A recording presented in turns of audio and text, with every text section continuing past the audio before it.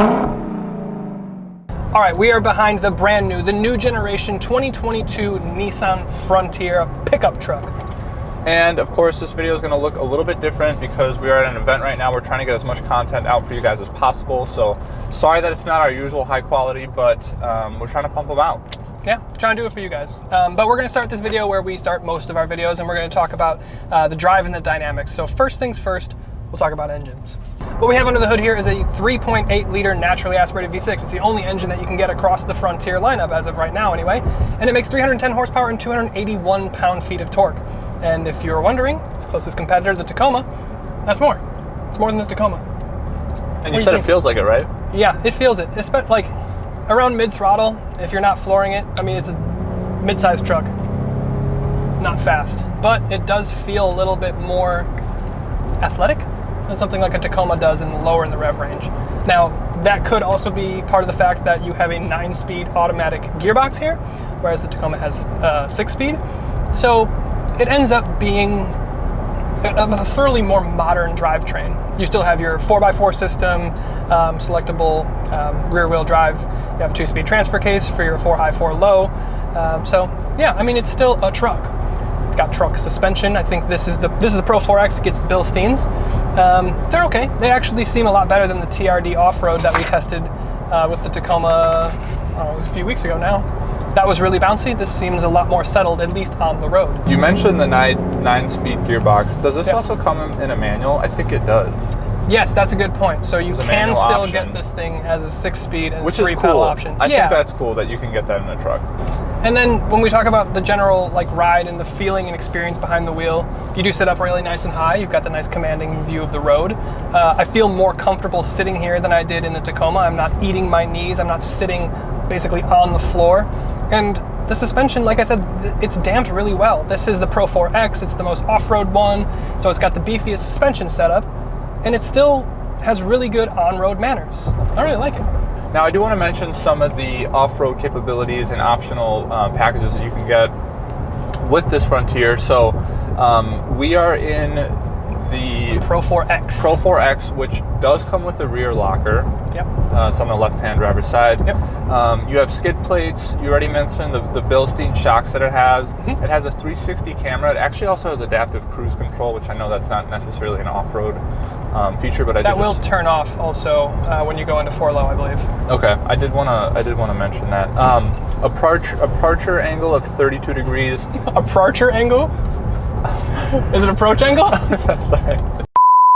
It has an approach angle of 32 degrees, a departure angle of 22 degrees.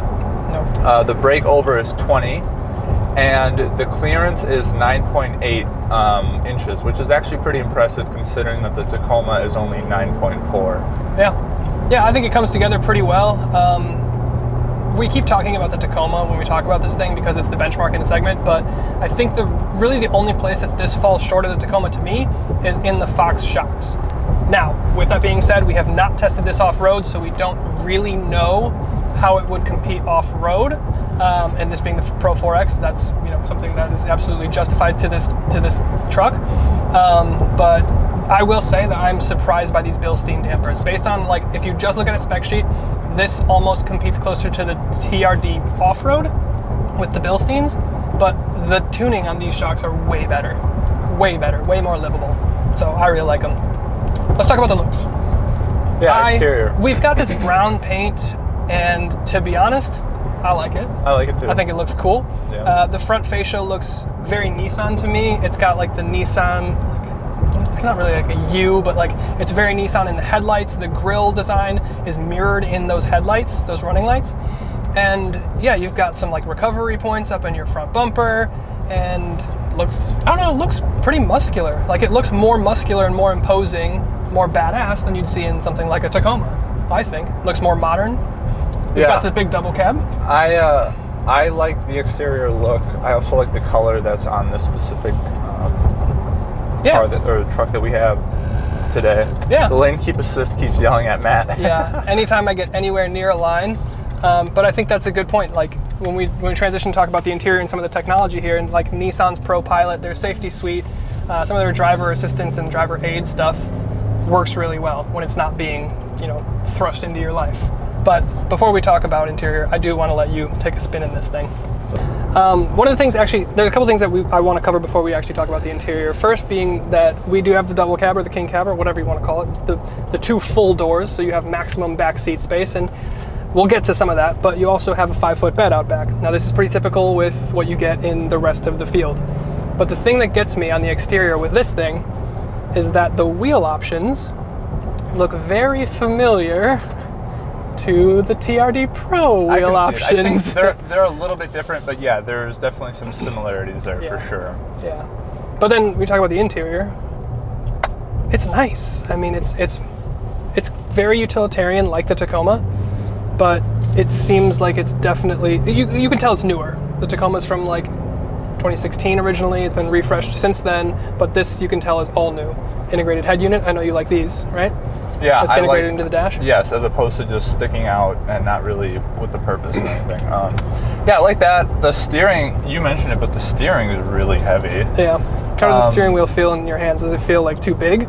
No. Or just about the right size? You know what? Maybe it's just the height of it. One thing I do want to mention that we noticed, and like, it's not, I think it's just to be expected in a truck, but the cabin noise it's quite loud. You do hear a lot of the exterior cars driving by you. Yeah. But I mean, it is a truck, so I guess like some of that is. It's a truck, and it's not a super expensive truck. Yeah. And you can tell with some of the refinement, or in some cases lack thereof. And that's not, I shouldn't say, it's not to say it's unrefined. It's just more to say like you do get a lot of road noise and a lot of ambient noise, tire noise, and things like that coming into the cabin. But as far as the actual cabin goes, I think it's nice. I feel like I have more room than I do in the Tacoma. I feel less cramped. I feel like the interior is much more modern, like we said. I like these seats that have like almost a quilted stitching kind of thing. Yeah. And then on the piping here, and you won't be able to see this because we're not able to get B-roll today, but there's like almost like a carbon fiber effect to your seat here.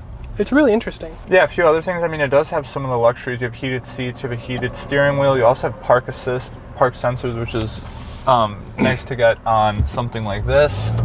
Oh, wow. 3.8. Yeah, it feels quick, actually. It doesn't sound the best. It does not sound the best, but when have they ever? No, you're right, yeah. I think max payload, or max towing on this is about 6,720 pounds. Yes. That's just a few, I think it's like 80 pounds less than the Tacoma. Payload is like just over 1,600 pounds, which is again just below the Tacoma. But you do have a 5-foot bed. You can get a 6-foot bed if you really want to. Same with the Tacoma there, right? So yeah, they kind of match. Yeah, I mean, we found ourselves making this differential is a truck differential. He's driving it like he drove the Type R, because that's how Paulo does. I know one speed. Yes, it's just flat out, all gas, all brakes. But no, I think we find ourselves making this comparison to the Tacoma, and you inevitably will, because these things end up competing so closely together, and they're both Japanese manufactured. They both are going to be reliable. They both have good warranties. There's a lot of positives here, and if something like the styling is going to put it over the top for you, or a little bit more room on the interior, a little bit more comfortability, I think this is an absolute, it's a good truck. Yeah, so let's talk about price for a second, because it starts just under $28,000. As tested, it's about just under $40,000. Yeah, the Pro 4X is the top trim. So TRD Pro Tacoma goes for what? 45-ish? So it's a bit cheaper.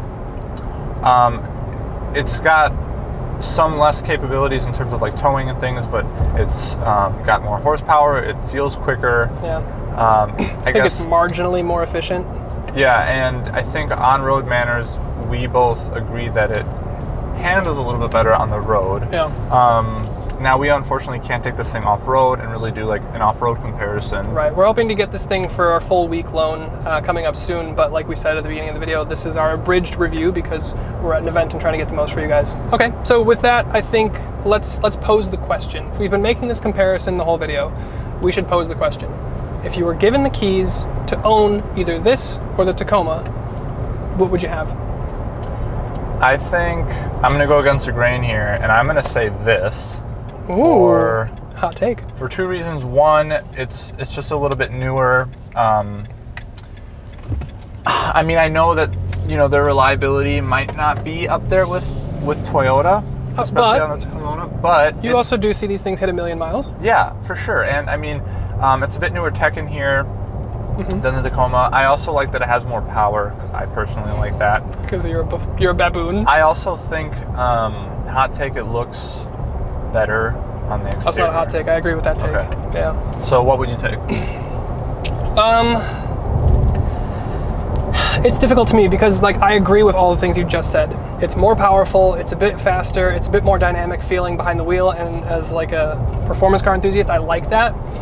To me, and it's so difficult because we haven't tested this off-road, but I really, really like the way that TRD Pro Tacoma comes together. Now, if we're talking about this versus a TRD off-road, which this actually competes a little bit more with in terms of price, I would take this.